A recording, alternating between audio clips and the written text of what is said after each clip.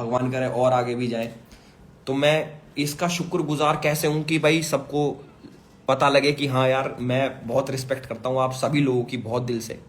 वो चीज़ बयान ही नहीं कर, 2 हाथ, ठीक है। मतलब कुछ गलत मत समझना, ये जो फ़ोन चलता है, जैसे ऐसे फ़ोन चलता है ना भाई, यही है। एक फ़ोन में आईडी लॉगिन है, उसमें ऐसे कर सकता हूँ भाई, मेरा व्हाट्सएप, मेरा इंस्टाग्राम, मेरे कॉल्स। तुम आके मेरा फ़ोन उठा के देखोगे ना, तुम्हें पता लगेगी कि ये क्या हो रहा है। चक्का जाम हो गया फ़ोन का सिस्टम हैंग हो गया, सिस्टम ही हैंग हो गया फ़ोन का।